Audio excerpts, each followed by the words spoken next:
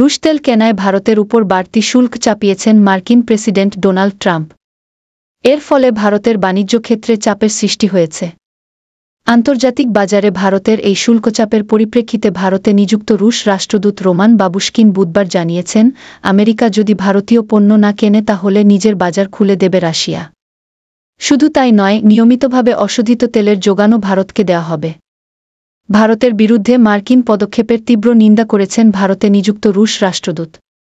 দিল্লিতে এক সাংবাদিক সম্মেলনে ট্রাম্পের শুল্কশাস্তির নিন্দা করে বাবুশকিন বলেছেন, এই মার্কিন চাপ একতরফা এবং অন্যায্য। অর্থনীতিকে হাতিয়ার করছে আমেরিকা। প্রধানমন্ত্রী নরেন্দ্র মোদী এবং রাশিয়ার প্রেসিডেন্ট ভ্লাদিমির পুতিন এই বছরই দিল্লিতে বৈঠক করবেন বলে বুধবার জানিয়েছেন দূতাবাসের প্রতিনিধি। তিনি জানান, সঠিক দিনক্ষণ নিয়ে আলোচনা চলছে।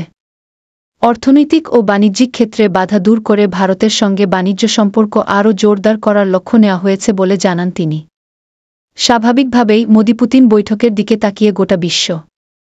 রুশ দূতাবাস জানিয়েছে, রাশিয়ার অপরিশোধিত তেলের উপর ভারতের জন্য প্রায় ৫% ছাড় রয়েছে। ভারতের ক্ষেত্রে এটি লাভজনক। এই জ্বালানি সরবরাহ পরিবর্তন করার কোনো সম্ভাবনাও নেই। রাশিয়ার অপরিশোধিত তেলের কোনো বিকল্পও নেই বলে জানিয়েছে রাশিয়ার দূতাবাস। पश्चिमी देश आपकी आलोचना करते हैं, इसका मतलब कि अब सब कुछ सही तरह करते हैं। 20 আগস্ট দিল্লিতে এক সংবাদ সম্মেলনে রাশিয়ার deputy chief of mission Roman Babushkin বলেন, রাশিয়া ভারত সম্পর্কের উপর তাদের বিশ্বাস আছে। বাইরের চাপ সত্ত্বেও ভারত রাশিয়া জ্বালানি সহযোগিতা চলবে, বরং ভারতের কাছে 5% ছাড়ে তেল বিক্রি করবে মস্কো।